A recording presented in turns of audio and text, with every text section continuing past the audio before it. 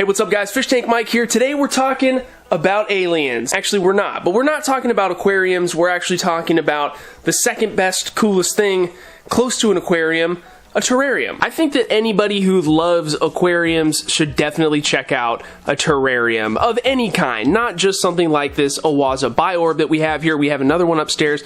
We're going to look at both of them and talk about how they've done over the last, I don't know, 6 or 8 months that I've had them, but just know that this isn't the only option. Here's an example of a tank that we kind of turned into a terrarium. It has aquarium plants in here. This is Monte Carlo, of course. This thing has definitely seen better days, but it's just an example of what you can do without water. That's not to say we don't love water, guys. We love our fish, but sometimes you need something that's just lower maintenance than an aquarium. And that's where the biOrb terrariums come in, and I think that's really where they shine, is that you can create something that's really cool, that's a piece of nature that you really don't have to spend any time on other than just relaxing and looking at. This is my downstairs biOrb. It's in the gray, so if we pop open the lid here, you can see we have the water chamber that's responsible for misting and providing a little bit of extra moisture to this thing throughout the day. We press this button on the back here. Where is it? There we go. It's going to start to mist, and we'll take a look at what that's like here. These biOrb terrariums are pretty spendy, I'm not gonna lie. I did receive both of mine for free. AQUAPROS is a sponsor of the channel, so full disclosure there. But I will say, I mean, especially from like an aesthetic standpoint, these things are beautiful. You got the globe shape, the sphere shaped terrarium itself, and I just don't know what else you could find on the market that's comparable to this. If you're just starting out with a terrarium, maybe it's your first one, you know, by all means, go and start one in like an old tank that you have laying around. See if you like it, but just keep these things in mind. I think they're pretty sweet. One thing you won't get unless you go crazy DIY mode on just like an aquarium terrarium setup is the fan, the built-in misting system.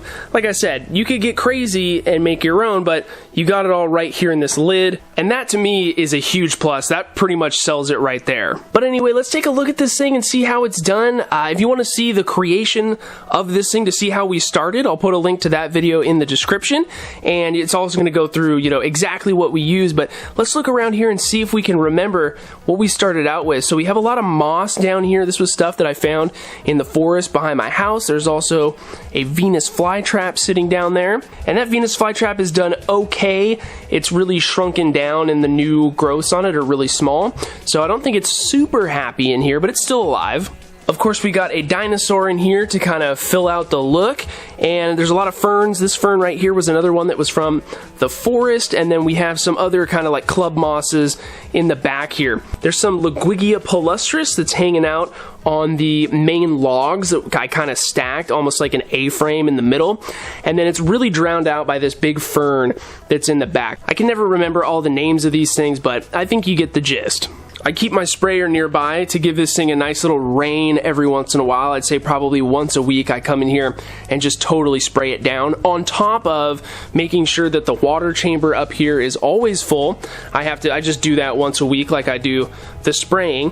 And then the only other thing is, I'd say probably like once a month, I just dump like almost half a gallon of water into the base of this thing. That's distilled water, of course, same that's in the sprayer, and I do that to just overall increase the humidity in here as much as I can. The fan that's in this little pocket is on the lowest setting, so we're really promoting the moisture, and I want that primarily because that's just the vibe of this terrarium. I think a lot of the mosses really appreciate that enhanced humidity, as well as, you know, the aquarium plant that we have in there, the Liguigia palustris, also seems to require that. Now if I come upstairs, I'm standing in the in-between space between my kitchen over here on the left and my living room on the right. So this is something that you see all the time in the house, and it's another biOrb. It's the same color. We of course have a dinosaur in here, little triceratops action going on, and this one has a little bit of a different feel. This is one that my fiance set up a long time ago, probably around the same, it's been like, I don't know, 8 months, 9, maybe even closer to a year at this point.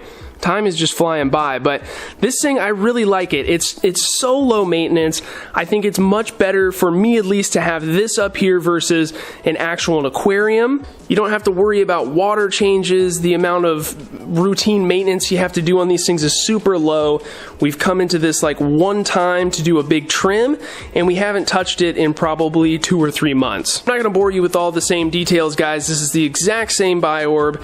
It just has different stuff in it, and we don't keep this one as humid. It seems to do just fine with even less maintenance and adding water and things like that. So these things are just super cool. Like I said, if the biOrb is just too much for you right off the bat, grab an old tank, cover it with saran wrap after you put stuff in it, of course, and just have fun with it. Go hang out in nature, go find some stuff that you think are going to be good in it, like some sticks and rocks and stuff, and just make yourself a cool little piece of nature that you can have in your home that is super simple and easy to maintain. So to wrap it up, guys, if you love aquariums, I think you're also really going to love terrariums. Give them a shot, one way or the other. Figure out how to make something and just enjoy yourself. That's really what it comes down to at the end of the day. So I think that's going to do it for today's video, guys. Thank you for hanging out with me. We got some more pond videos coming soon, and I apologize for having a little break in the consistency of the videos, but we'll get back on track here pretty soon. So